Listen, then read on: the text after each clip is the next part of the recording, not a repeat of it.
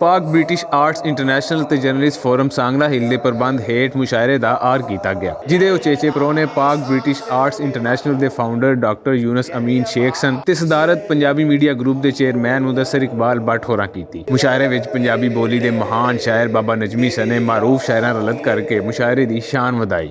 ਲੋਕੀ ਤੁਰਦੇ ਤੁਰਦੇ ਜਦ ਤੱਕ ਮੇਰੇ ਨੇੜੇ ਅੱਪੜੇ, ਮੇਰੀ ਲਾਸ਼ ਨੂੰ ਕੀੜੇ ਪੈ ਗਏ ਤੇ ਅੱਜ ਤੱਕ ਮੈਨੂੰ ਫਿਰ ਕਿਸੇ ਦਫਨਾਇਆ ਨਹੀਂ। ਇੰਨੀ ਰੱਜ ਮਜ਼ਦੂਰੀ ਕੀਤੀ, ਆਪਣੇ ਮਾਸ ਦੀ ਚੋਰੀ ਕੀਤੀ, ਉਹਨੇ ਸਾਨੂੰ ਅੱਧ ਨਾ ਦਿੱਤਾ, ਅਸਾਂ ਦਿਹਾੜੀ ਪੂਰੀ ਕੀਤੀ। ਮਨਾਰੇ ਇੰਜ ਹਵਾਵਾਂ ਚੁੰਮਦੀਆਂ ਨੇ, ਜਿਵੇਂ ਪੁੱਤਰਾਂ ਨੂੰ ਮਾਵਾਂ ਚੁੰਮਦੀਆਂ ਨੇ, ਕਬੂਲੇ ਜਾਣ ਲਈ ਆਕਾ ਦੇ ਦਰ ਤੇ, ਕਬੂਲੇ ਜਾਣ ਲਈ ਆਕਾ ਦੇ ਦਰ ਤੇ, ਸਵਾਲੀ ਨੂੰ ਦੁਆਵਾਂ ਚੁੰਮਦੀਆਂ ਨੇ।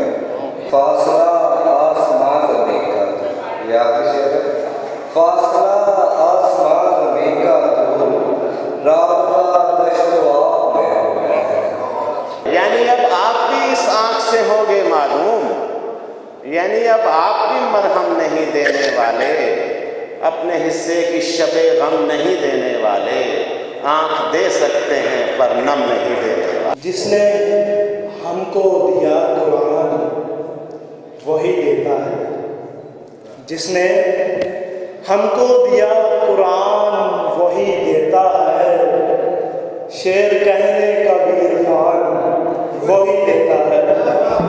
अगर जिंदा रहे तो फिर होंगे महवे गुफ्तगू, और अगर चल बसे तो हमारा तुमको ये सलाम आखिरी है। कितना मुश्किल है एक इश्क दोबारा करना,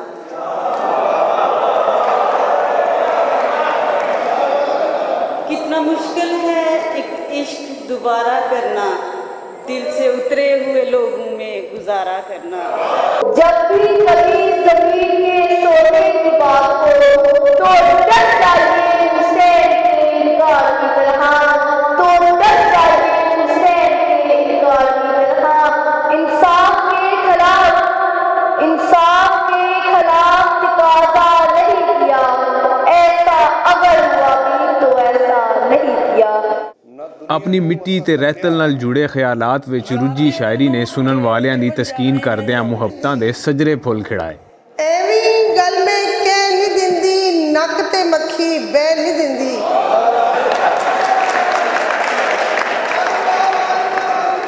ਐਵੇਂ ਗੱਲ ਮੈਂ ਕਹਿ ਨਹੀਂ ਦਿੰਦੀ, ਨੱਕ ਤੇ ਮੱਖੀ ਬਹਿ ਨਹੀਂ ਦਿੰਦੀ। ਕੋਈ ਇੱਕ ਕਰੇ ਮੈਂ ਚਾਰ ਸੁਣਾਵਾਂ, ਸਿਰ ਤੇ ਭਾਰ ਮੈਂ ਰਹਿ ਨਹੀਂ ਦਿੰਦੀ। ਨਾ ਦੁਨੀਆ ਨੂੰ ਅਸਾਂ ਤੱਕਿਆ, ਨਾ ਦਰਸ਼ਨ ਯਾਰ ਕਰਾਏ, ਨਾ ਦੁਨੀਆ ਨੂੰ ਅਸਾਂ ਤੱਕਿਆ, ਨਾ ਦਰਸ਼ਨ ਯਾਰ ਕਰਾਏ, ਚਾਨਣ ਅੱਖੀਆਂ ਦਾ ਅਸੀਂ ਰੱਬ ਨੂੰ ਮੋੜਨ ਆਏ।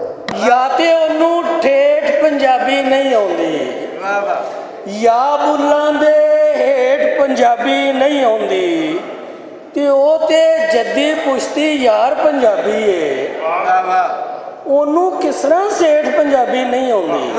ਤੂੰ ਪਗੜੀ ਬਾਬਾ ਦੇ ਸਿਰ ਦੀ, ਤੂੰ ਵੀਰ ਦੇ ਮੋਢੇ ਦਾ ਪਰਨਾ, ਮੈਨੂੰ ਮਾਂ ਨੇ ਲਾਡ ਵਿੱਚ ਆਖਿਆ ਸੀ ਤੂੰ ਕੁਝ ਵੀ ਇੰਜ ਦਾ ਨਹੀਂ ਕਰਨਾ।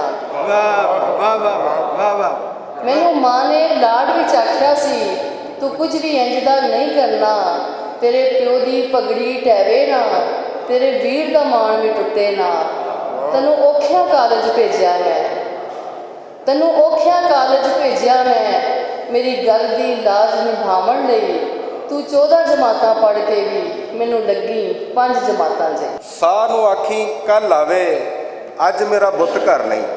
वाह वाह वाह वाह वाह वाह। ਸਾਹ ਨੂੰ ਆਖੀ ਕੱਲ ਆਵੇ, आज मेरा बुत का ਅੱਜ ਮੇਰਾ ਬੁੱਤ ਘਰ ਨਹੀਂ। वाह। ਗੋਰੀ ਨੇ ਅੱਖਾਂ ਚੱਖਾਂ ਜਦ ਪਾਈਆਂ, ਸ਼ਰਾਬੀਆਂ ਦੇ ਪੈਸੇ ਬਚ ਗਏ। नेरे विचों जम के हसे पागल जई शरेर, जिने रहना दिन हमेशा शाम ही नहीं फिर। ਆਸ਼ਿਕ ਲੋਕ ਵਸਾਉਂਦੇ ਨੇ ਸਹਰਾਵਾਂ ਨੂੰ, ਬੰਦਿਆਂ ਨੇ ਤੇ ਸ਼ਹਿਰ ਵਸਾਉਣੇ ਹੁੰਦੇ ਨੇ। ਯੂਨਸ ਇਸ਼ਕ ਜੇ ਹੋ ਜਾਵੇ ਤੇ ਨੈਣਾ ਵਿੱਚ, ਸੁਰਮੇ ਦੀ ਥਾਂ ਸੁਪਨੇ ਪਾਉਣੇ ਪੈਂਦੇ ਨੇ। ਬਾਬਾ ਨਜਮੀ ਹੋਰਾਂ ਜਦ ਆਪਣੇ ਰੰਗ ਵਿੱਚ ਲੁਕਾਈ ਦੀ ਗੱਲ ਕੀਤੀ ਤੇ ਪਿੰਡਾਲ ਵਿੱਚ ਮੌਜੂਦ ਹਰ ਜੀ ਨੇ ਰੱਜ ਕੇ ਦਾਤ ਦਿੱਤੀ।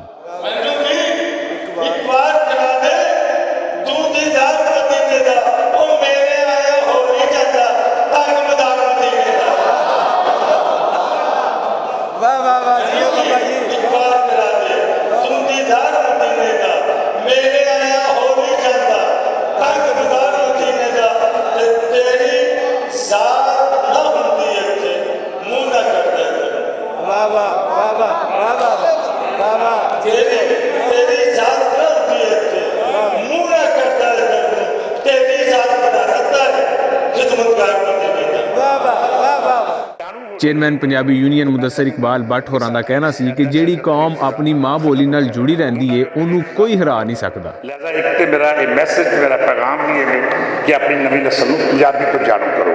ਪੰਜਾਬੀ ਪੜ੍ਹਾਈ ਹੈ ਔਰ ਜਿਵੇਂ ਸਕੂਲਾਂ 'ਚ 6ਵੀਂ ਤੋਂ ਲੈ ਕੇ MA ਤੱਕ ਪੰਜਾਬੀ ਦੇ ਨਿਸਾਬ ਦਾ ਹਿੱਸਾ ਹੈ ਔਰ ਸਾਡੀ ਖਾਸ ਤੇ ਕੋਸ਼ਿਸ਼ ਇਹ ਹੈ ਵੀ ਕਿ ਇਹਨੂੰ ਪਹਿਲੀ ਜਮਾਤ ਤੋਂ ਬਤੌਰ ਸਬਜੈਕਟ ਲਾਗੂ ਕੀਤਾ ਜਾਏ।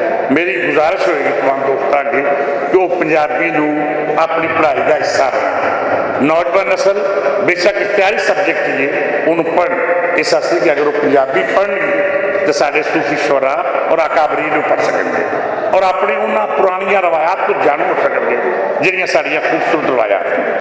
सांगला हिल दी अदब परवर धरती के वसनीकां हमेशा अपनी रहतल ते बोली नाल मुहब्बत का इजहार अजिहियां अदबी महफिलों राही कीता है। ऐरा भी अपनी धरती नाल जुड़त दा सबूत सी। कैमरामैन जिशान भट्ट दे नाल रिजवान असगर भट्ट, भुलेखा TV, सांगला हिल।